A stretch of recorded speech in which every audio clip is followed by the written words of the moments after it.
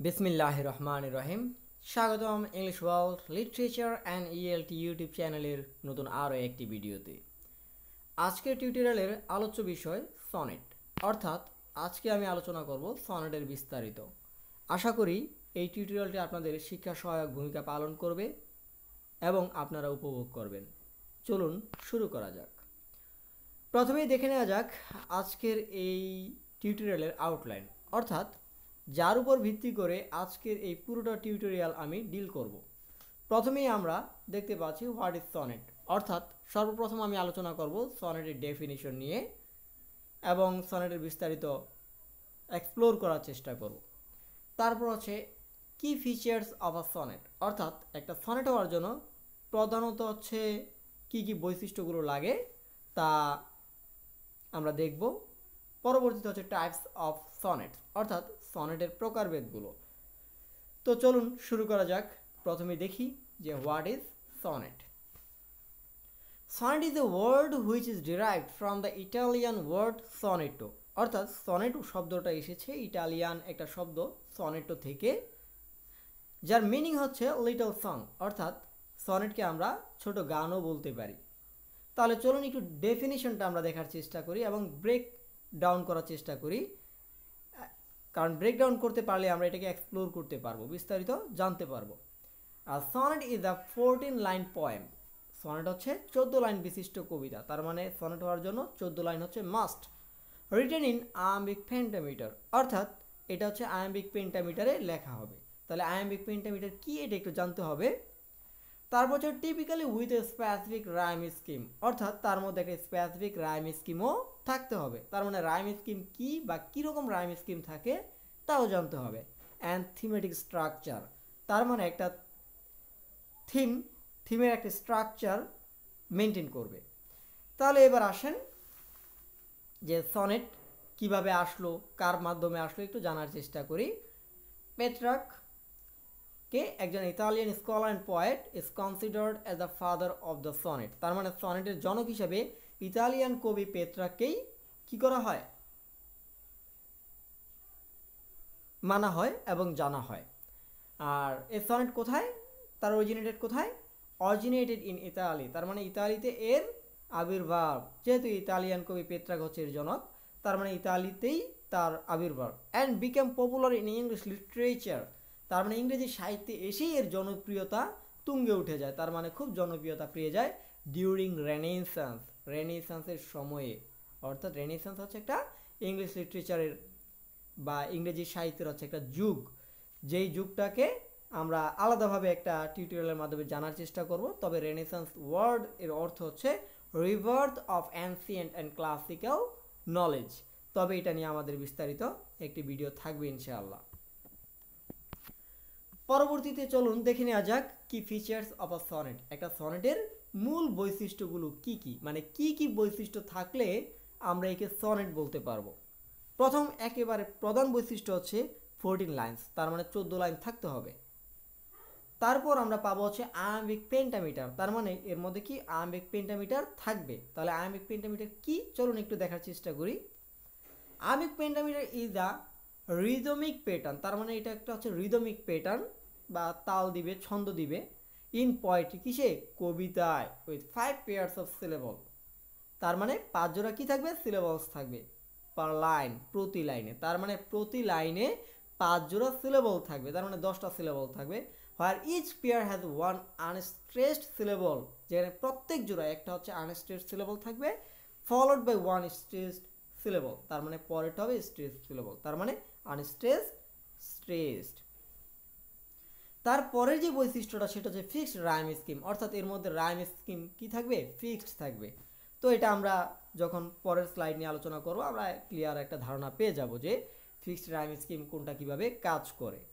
তারপর দেখি আমরা থিম, প্রায় যে থিমগুলো নিয়ে সে ডিল করে বা সনেট ডিল করে সেটা হচ্ছে theme of love, beauty, time, morality আর মরাল মেসেজেস। তার মানে এটা হচ্ছে এই কয়েকটা থিম নিয়ে আছে ম্যাক্সিমাম সময় ডিল করে থাকে বলটা। পরবর্তী একটি মূল ফিচার বলতে পারি যে বলটা হচ্ছে তার একটা ইউনিক ফিচার। বলটা কি? বলটা হচ্ছে একটা টার্ন, টার্ন মানে আর শিফট ইন টোন, কারণ আমরা এটাকে ইউ টার্ন স্টাইলও বলতে পারি, যে সে এতক্ষণ এক স্টাইলে ছিল, হঠাৎ করে টার্ন করে অন্যদিকে চলে যাচ্ছে। তাহলে আর shift in tone, theme or আর্গুমেন্টে কী করবে, টার্ন করবে বা থিমে টার্ন করবে, বা টোন যে বলার যে টোন ছিল সেই টোনটা চেঞ্জ হবে। টিপিক্যালি কিসে, after the octave in a Petrarchan sonnet, অর্থাৎ প্যাট্রিকিয়ান সনেটের অক্টেভের পর। এখন অক্টেভ পর্যন্ত কি একরকম থাকবে, আর অক্টেভের পরের যে 6 লাইন, আচ্ছা অক্টেভ এবং সেস্টেড একটু আলোচনা করা দরকার বলে আমি মনে করি। প্যাট্রিকিয়ান সনেটে আমরা দুইটা ধাপ পাবো, প্রথম 8 লাইনকে অক্টেভ বলা হয়, পরের যেই 6 লাইন সেটাকে আমরা সেস্টেড বলি। তার মানে আমরা বলতে পারি যে after the octave in Petrarchan sonnet, সেখানে কী হবে, একটা টার্ন করবে। তার মানে প্রথম 8 লাইনে কি থাকবে, প্রবলেম থাকবে, আর পরের যে 6 লাইন সেই 6 লাইনে রেজুলেশন মানে সমাধান থাকবে। তার মানে আমরা বলতে পারি ভাবের প্রবর্তনা এবং ভাবের পরিণতি। প্রথম 8 লাইনে ভাবের প্রবর্তনা, পরের 6 লাইন হচ্ছে ভাবের পরিণতি, যেটা আপনারা হয়তো মাইকেল মধুসূদন দত্তের যখন সনেট পড়েছেন তখন বিস্তারিত জানতে পেরেছেন আশা করি, কারণ ক্লাস 8, 9, 10 এগুলোতে হচ্ছে কমন, যে আমরা জানি বাংলা সনেটের জনক হচ্ছে মাইকেল মধুসূদন দত্ত। তিনি সেখানে চতুর্দশপদ বলি কবিতায় দেখানোর চেষ্টা করেছে যে প্রথম 8 লাইনে কীভাবে ভাবের প্রবর্তনা বা কোনো একটা সমস্যাকে ক্রিয়েট করা হয়, তারপরের 6 লাইনে কীভাবে সমাধানকে ডেকে আনা হয়। Okay, in the final couplet of a Shakespearean sonnet, অর্থাৎ শেক্সপিয়ারের যে সনেট সেই সনেটের আবার একটা ভিন্ন স্টাইল, তারটার মধ্যে থাকবে 3 কোয়াট্রাইন্স, তার মানে 4 লাইন 4 লাইন 4 লাইন, একটা কোয়াট্রাইনে হচ্ছে 4 লাইন 4 লাইন 4 লাইন 4 লাইন, তার মানে 12 লাইন, আর লাস্টের যে 2 লাইন সেই 2 লাইনকে বলা হয় কাপলেট। তার মানে ওই লাস্টের 2 লাইনে এসে কী করবে, বোলটা বা টার্ন করবে, সেটা টোনে হতে পারে, থিম অথবা আর্গুমেন্টেও হতে পারে।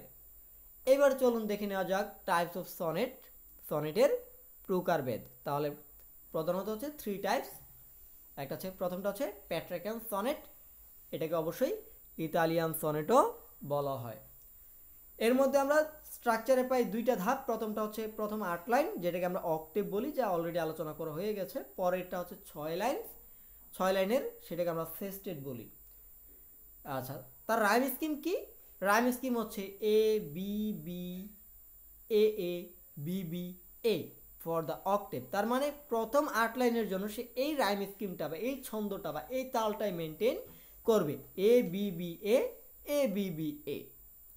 ভ্যারিয়েবল ফর দ্য সেস্টেড, তার মানে সেস্টেডে আমরা 2 রকমের দেখতে পাই, সিডিই সিডিই অথবা সিডি সিডি সিডি, অর্থাৎ পরে যে 6 লাইন কোনো কোনো কবিতা হচ্ছে সিডিই সিডিই থাকে, বা কোনো কোনো কবিতা হচ্ছে সিডি সিডি সিডি রাইম স্কিমটা মেনটেন করে। তাহলে থিম আমরা কী পাবো, প্রবলেম ইন দ্য অক্টেভ, তার মানে অক্টেভে কি প্রথম 8 লাইনে সমস্যাকে মানে তুলে ধরার চেষ্টা করা হবে। আর পরে যে 6 লাইন, তার মানে রেজুলেশন ইন দ্য সেস্টেড, সমাধানের পথ বা সমস্যা উত্তরণের পথ খুঁজে বের করার চেষ্টা করা হবে। এইবার আসেন আমরা দেখি শেক্সপিয়ারিয়ান সনেট, যাকে অবশ্যই ইংলিশ সনেটও বলা হয়। তার স্ট্রাকচারটা হচ্ছে 3 কোয়াট্রাইন্স, তার মানে প্রতি কোয়াট্রাইনে কত লাইন, 4 লাইন করে থাকে, অ্যান্ড আ কাপলেট, অর্থাৎ 2 লাইনের একটা কি থাকবে, স্টেঞ্জা থাকবে। তার মানে 4 লাইনের হচ্ছে 3টে স্টেঞ্জা থাকবে এবং 2 লাইনের একটা স্টেঞ্জা থাকবে, 3 4 12 লাইন, আর 2 লাইন এই হচ্ছে 14 লাইন, যেটা হচ্ছে সনেটের একটা বৈশিষ্ট্য।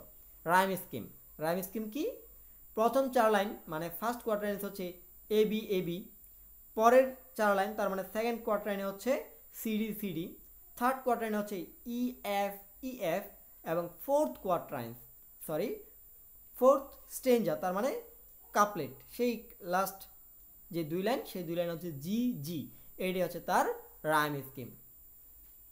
তাহলে থিম সে কীভাবে কাজ করে একটু দেখেন, ডেভেলপস থ্রো কোয়াট্রাইন্স, তার মানে কোনো একটা সমস্যাকে কী করে, এই যে 3টা কোয়াট্রাইন্স ছিল সেই 3টা কোয়াট্রাইন্সের মধ্যে ডেভেলপ করে, মানে ডেভেলপ করে দেখায় বা সমস্যাটা সামনে এনে দেখায়।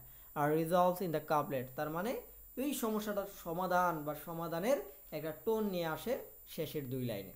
তাহলে একটু রাইম স্কিম কি এটা বোঝার জন্য আমরা উইলিয়াম শেক্সপিয়ারের সনেট 18 যে সনেট 18 সেই কবিতার প্রথম 4টা লাইন এনে আমি দেখানোর চেষ্টা করতেছি যে সে কিভাবে রাইম স্কিম নিয়ে কাজ করে। দেখেন একটু, shell I compare thee to a summer's day. এই যে ডে লাস্টের ওয়ার্ডটা খেয়াল করবেন, ডে, টেম্পারেচার, মে, ডেট। ডে এবং মে, তার মানে ডেকে যদি আমি এ ধরি তাহলে মে, ডে মে, ছন্দ একটা তাল মেনটেন করছে। তার মানে ডেকে যদি এ ধরি তাহলে মেকেও আমরা এ ধরতে পারবো। তারপর দেখেন টেম্পারেট ডেট, টেম্পারেট ডেট, লাস্টের যেই রিদমটা বা টানটা, এই টানটার দিকে খেয়াল রাখবেন। টেম্পারেট ডেট, তার মানে টেম্পারেটকে যদি বি ধরি তাহলে আমরা ডেটকেও বি ধরতে পারবো। তাহলে ওই যে শেক্সপিয়ারিয়ান সনেটের আমরা রাইম স্কিমের প্রথম কোয়ার্টারে দেখেন এ বি এ বি, তাহলে প্রথম লাইন দেখেন এ, দ্বিতীয় লাইন বি, তৃতীয় লাইন এ, চতুর্থ লাইন বি। এইভাবে হচ্ছে কি করে রাইম স্কিমটা কাজ করে।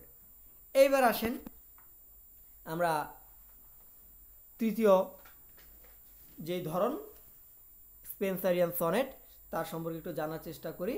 এখানে হচ্ছে 3 কোয়ার্টারেন্স অ্যান্ড আ কাপলেট, তার মানে 3টা কোয়ার্টারেন্স থাকবে, একটা কাপলেট থাকবে।